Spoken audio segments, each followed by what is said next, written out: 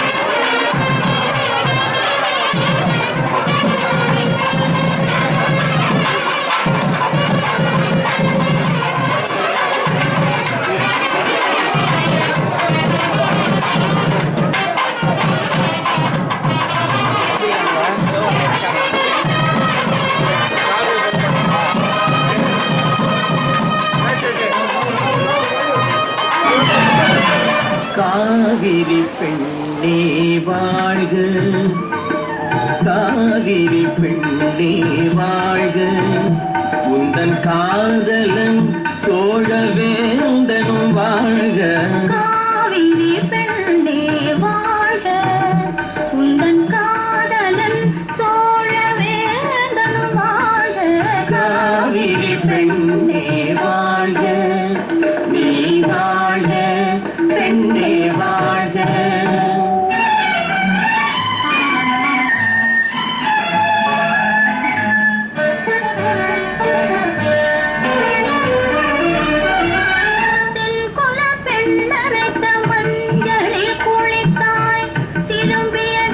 பெரும்பாலான ஆறுகள், குளங்கள், கடல்கள் எல்லாத்தையுமே நம்ம தீர்த்தமாக பார்க்கக்கூடிய ஒரு பண்பாடு நம்மளுடைய பாரத பண்பாடு. இந்த பூலோகம் மட்டுமின்றி 7 லோகங்கள்லையும் சேர்ந்து ஏராளமான தீர்த்தங்கள் நம்ம வச்சுருக்கோம். தண்ணிங்கிறது வெறும் தண்ணி இல்லை, அது ஒரு தெய்வீக அம்சமாக நம்ம அது பார்க்கறதுனால அதை நம்ம தீர்த்தமாக நம்ம கொண்டாடுறோம். வடக்கே எப்படி கங்கை ஒரு முக்கியமான தீர்த்தமாக இருக்கோ, அது மாதிரி தெற்கே பார்த்திங்கன்னா காவேரி ஒரு முக்கியமான தீர்த்தமாக இருக்குது. ஆண்டு முழுக்க நம்ம தீர்த்தங்களில் நம்ம நீராடிட்டு இருந்தாலும் துலா மாதம் அப்படின்னு சொல்லக்கூடிய இந்த ஐப்பசி மாதத்தில் காவிரியில் நீராடுறதுங்கிறது மிக ஒரு புனிதமான ஒரு விஷயமாக புராணங்கள் பேசுகின்றன. காரணம் என்னன்னு கேட்டிங்கன்னா, எத்தனையோ புனித தீர்த்தங்கள் இருக்குது. அத்தனை புனித தீர்த்தங்கள்லேயும் போய் மக்கள் நீராடிட்டு தங்களுடைய பாவங்களை கழிச்சிட்டு புண்ணியங்களை தேடிட்டு இருக்காங்க. வேறு பல வேண்டுகோள்களோடையும் நீராடுறாங்க. ஒரு முறை என்னன்னா, அந்த புனித தீர்த்தங்கள் எல்லாம் கங்கையினுடைய தலைமையில் சிவபெருமானை போய் தரிசனம் பண்ணாங்க. எல்லா மக்களும் வந்து எங்கள்கிட்ட வந்து நீராடி தங்களுடைய பாவங்களை கழிச்சிட்டு போகிறாங்க. அதனால எங்களுக்கு வந்து பாவங்களின் சுமை வந்து ரொம்ப அதிகமாக இருக்குது. இந்த சுமையை கழிக்கிறதுக்கு நாங்கள் என்னதான் பண்ணுறது அப்படின்னு சொல்லி சிவபெருமான்கிட்ட வந்து அந்த புண்ணிய நதிகள்லாம் கேட்கும்போது, மயிலாடுதுறையில் ஓடக்கூடிய துலாக்கட்டம் என்கிற இடத்துல பாயக்கூடிய காவிரியில் போய் நீங்கள்லாம் நீராடுனீங்கன்னா உங்களுடைய பாவங்கள்லாம் கழிந்து போகும் என்று சிவபெருமான் கூறியதாக காவிரி மகாத்மிய நூல்கள் வந்து பேசுது.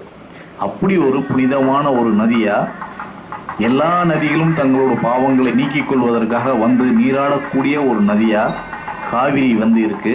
மயிலாடுதுறை இந்த மயூரநாதர் கோயிலுக்கு வடக்கு சன்னதியிலிருந்து நேராக அந்த காவிரி ஆறு ஓடிட்டு இருக்கு. அங்கே துலாக்கட்டம் அப்படிங்கிற பேரில் ஒரு பெரிய படித்துறை இருக்குது.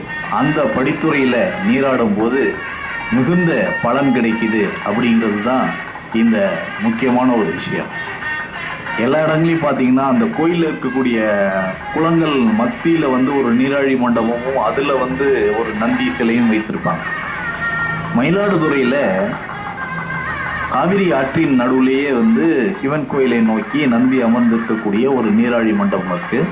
அது பக்கத்தில் இருக்கிற துறையில் தான் வந்து இந்த துலா குளியல் அப்படிங்கிற அந்த ஐப்பசி மாத புனித குளியில் வந்து மக்கள் வந்து நீராடுறாங்க. அது வந்து அதிகாலை நேரத்தில் சூரிய உதயத்தின் போது நீராடுவது என்பது மிகுந்த மகிழ்ச்சியையும் பலனையும் தரும் அப்படிங்கிறது வந்து ஐதீகம். சிவபெருமான் மூலம் காவிரியினுடைய மகிமையை தெரிந்து கொண்ட கங்கை முதலான மற்ற புனித நதிகள்லாம் ஐப்பசி 30ஆம் நாளில் காவிரியில் நீராட வந்ததாக வந்து மயிலாடுதுறை புராணம் வந்து பேசுது. அன்னைக்கு வந்து காவிரி கரையில் இருக்கக்கூடிய மயிலாடுதுறையை சுற்றி காவிரி கரையில் இருக்கக்கூடிய எல்லா சிவாலயங்களிலிருந்து தீர்த்தவாரி நடக்குது. துலா மாதம்ங்கிற ஐப்பசி மாதத்தில் காவிரியில் நீராடுறதுங்கிறது ஒரு முக்கியமான விஷயமா இருக்குது.